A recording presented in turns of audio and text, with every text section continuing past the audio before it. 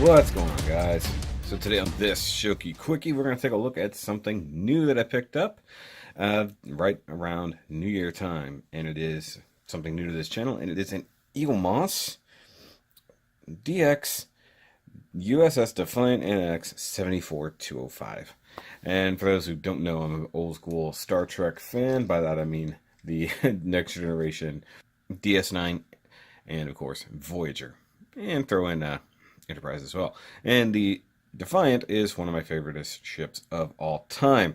Now, Eaglemoss is one of the only licensed people who can actually make proper Star Trek ships and things like that. And they started this DX or extra large line a while back. And as soon as I saw that the Defiant was going to be part of it, I knew I was going to have it. Now, I did pick it up at a local comic book store, but you can order them online, such as places like BBTS and other online retailers do carry them. And this is the box. It's pretty cool. Shows the Defiant right there. Nice starry background. And come around here, you got Star Trek box. All the different series of this line. Star Trek again. Warnings and such. And nothing on the back. Pop it open. Like a shoebox, kind of. And you've got foam. And then the box closes. So, no big deal there. One thing that is really kind of cool, when you get Eaglemoss ships, mind you, keep this up to the side here, you get a official Starship Collection magazine. So you got a beautiful rendering here. This is definitely not the actual figure, model, thing, ship. It's more of a 3D rendering. Got Defiant class, launched in 2370. The length is 170.6 meters. Nice long ship. And 4 decks. And basically going through it, you've got basic instructions, places you can buy online, stuff like this, like where he's getting built and activated and whatnot. You got the different episodes that it was featured in, who designed it. Captain's been Cisco, of course. And basically, if you go through it, it's like a little magazine. You get to read up here on TNG and DS9. It's pretty cool. Gotta love this. Original concepts for runabouts, which is pretty cool. I actually like that design. And different ideas for DS9 itself. This is actually pretty neat here. That looks like an oil rig, which is probably similar to what they're thinking. Nice idea there for different quarters. Casting is all pretty neat, and I like the kind of LCARS design here. All the different characters. First episode, and enter the Defiant.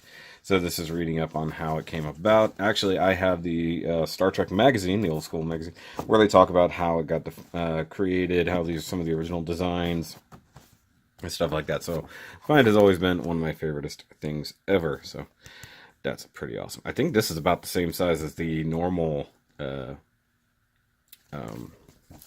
Eaglemoss ships. But either way, let's go ahead and look at the actual thing itself, because I figured that's kind of the point.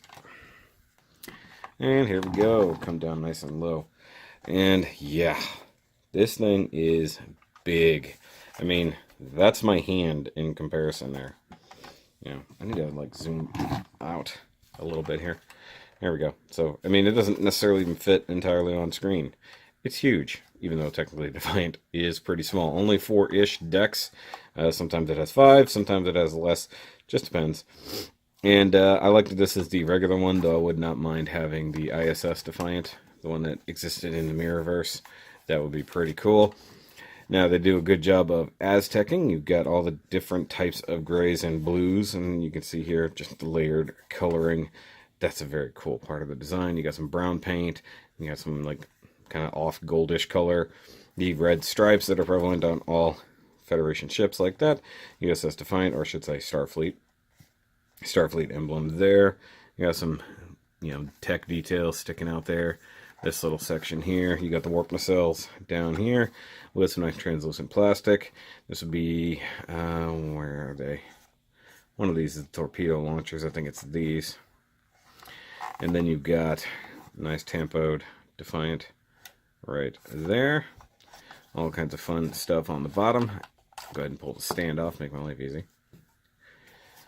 Yeah, looks very, very cool. I do like it.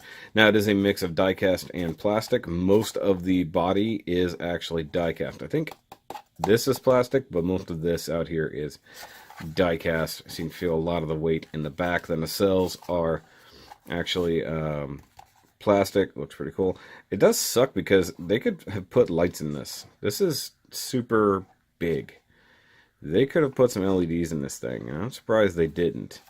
And it does cost about $70 or $75, so it would have been really cool to really get some of those details. But I mean, you do get the translucent plastics there. You get the deflector up front. It always looks like a cockpit window, but it's not. It's a deflector. And one thing that's scary, a lot of times you want to pick it up by this. This is only plastic and sandwiched in right here, so it's a little thin. Got to be super careful about that. One thing I'm really hoping is that someday in the future, Bandai somehow gets the license to make Star Trek ships, and I get a beautiful rendition of the Defiant. One thing that's also good, you always get a great stand with these. I love this. It even has the number on it. Felt bottom, keep it from sliding. Really good, solid, translucent. And it just mounts just like that. And it's a hefty base too, so it's not going to tip over or anything like that. Now, I don't have a whole lot of things to compare this to, but one thing I do have is an old school toy of mine. Oops, I'm running over my thing. And it is the Micro Machine Defiant. Now, I have had this since I was a kid. It's one of my favoriteest toys ever. And if you're wondering, no, this is not poo or anything like that. This is, I don't know if it's paint underneath it, like it was cast in this color plastic, but it's always been this way. It's always had these bad marks here. And, you know, you can see the massive size difference here, but some of the details, including the Aztecing, are actually still prevalent on even such a tiny thing here. But they actually make the light a little bit more obvious, like on here. So that's a huge size difference there. What I need is a little tiny stand to hold this one underneath, like, you little baby Defiant. And one thing that's weird about these Eaglemoss ships, they don't scale to anything but themselves.